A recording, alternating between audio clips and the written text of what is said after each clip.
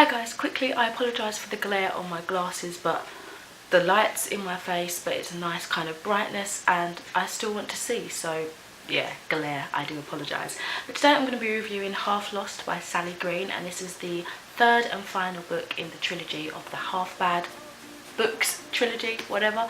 And yeah, so this is going to be a non-spoiler review.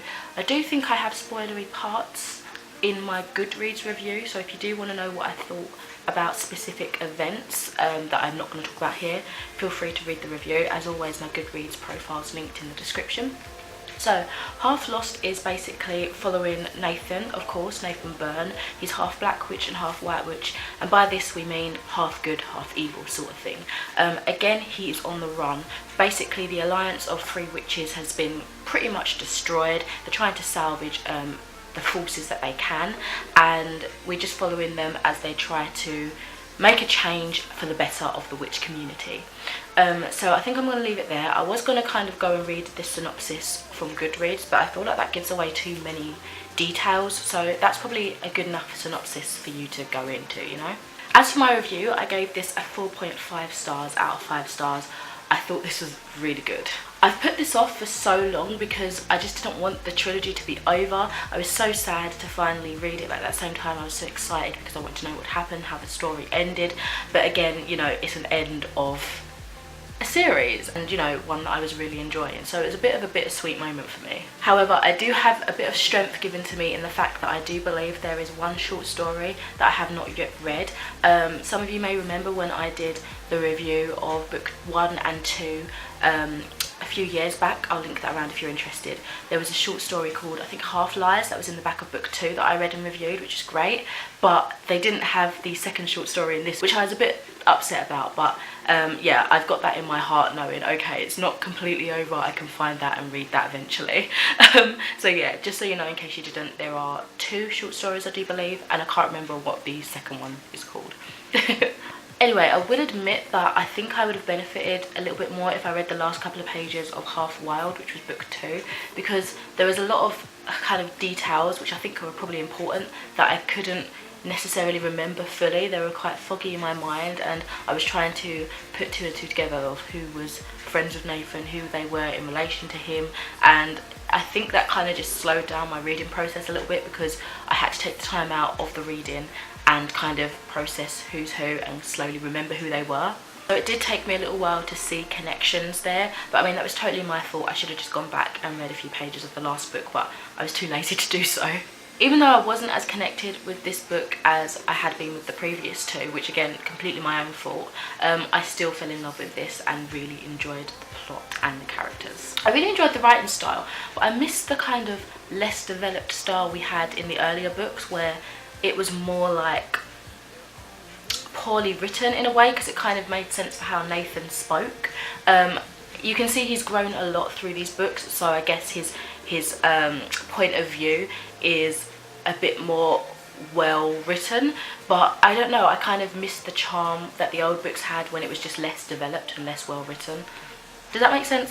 I don't know. Nathan's character development was fantastic. We saw so many different sides to him, and it was quite beautiful really, seeing how passionate he can be, how angry he can be, how scared, everything. It just kind of made him more of a realistic character. Of course there's extremes in this book that, you know, you probably wouldn't see on an everyday basis in real life, but it just made him more believable, and I don't know, it strengthened my love for him. I think he's one of my like favourite characters I've ever read from, which is, I don't know, quite a bold statement because I've read from a lot of great characters' point of view, and he's obviously just standing out quite a lot.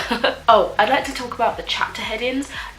There's quite a few things where they seem quite simple, but I still couldn't suss out what the chapter was going to be about, and I'd always kind of, after I finished the chapter, like flick back to the title and be like, ah, so that's how the title connects with what actually happens in the chapter. So I like that because I always get nervous when I see chapter names and it's not like just a number, because I'm like, oh my god, they're going to give away too much of what's going to happen. But really, even though it did have names rather than like numbers or whatever, it still left me, you know, in the dark in terms of what would happen, and I really did enjoy just kind of unfolding the storyline in my own time, you know, so it didn't spoil anything for me. I loved it. Annalise does get a bit of a mention in here. She is present a little bit. After everything that happened, I'm still unsure about her. I think I'm just going to keep it as I don't like her, I don't want to like her, I don't care about her. You know, regardless of what happened, she is a character I just can't stand. I don't know why. Probably because of some situations that have happened before, but I just can't forgive her, you know. So yeah, that's all I'm going to say about her. Oh my god, the final kind of chapters, they left me devastated. Honestly, I mean, it's kind of strange because we didn't actually get the last chapter from Nathan's point of view, which, I mean, I would have preferred because we've been with him for this whole journey and it would have just been nice to have closure from him. However, because of the circumstances that led to the chapter, it makes sense that it's from someone else's point of view, and I think it was equally left still, you know, breathtaking. It still really affected my emotional state. I don't know, it was a really good ending, and oh my god, it broke me on so many different levels. Yeah, that is it for this review. I honestly thought I'd be gushing a lot.